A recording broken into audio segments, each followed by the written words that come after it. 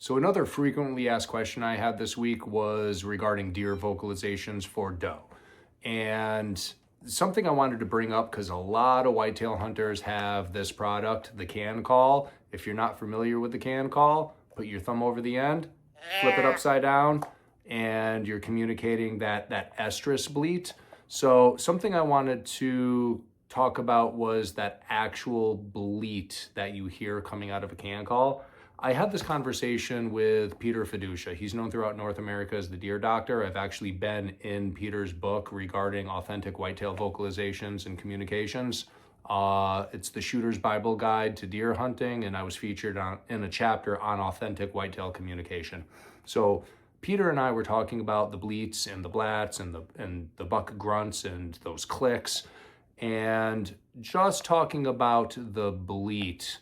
So he and I both agreed that bleat that's not advertised on the market, that actual audible bleat that's marketed through that can call, it's too long.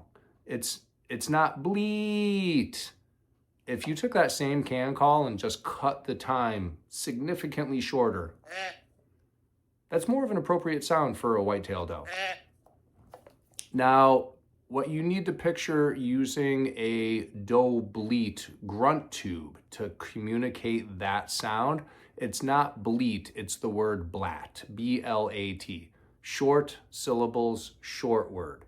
So the length of tone of call, it can be the same pitch, but it's the actual length of tone of call.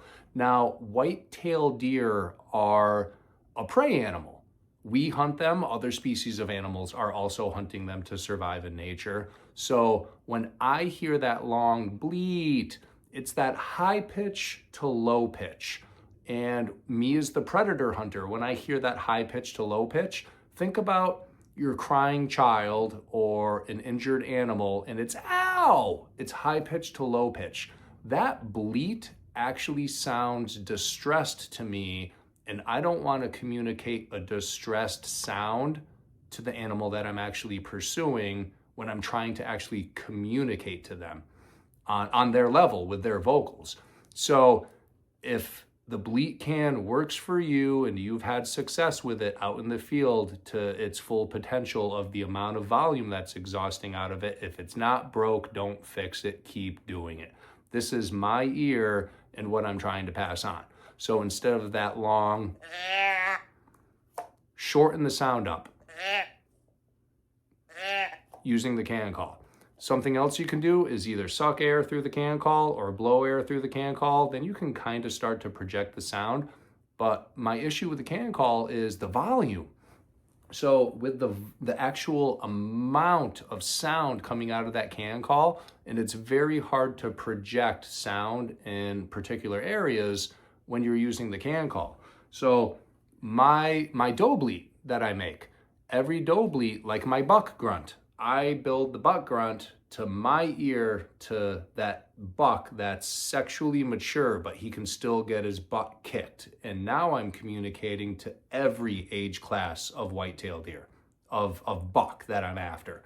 So I'm also communicating to that 1.5-year-old spike horn, and I'm also communicating to that 6-7-year-old buck that, I want to target that deer, because if I'm talking at that age class, I can still get my butt kicked. But now it's still up to the hunter and your discretion of what is the age class you want to take from the field. And I'll be honest, I would rather see more deer. I want to sound as inviting as possible. So with the doe bleats, sounding inviting as possible, I want to sound like a sexually mature doe. So tuning those reeds that I use for my doe bleats, call them a doe bleat, but remember the word blat, B-L-A-T.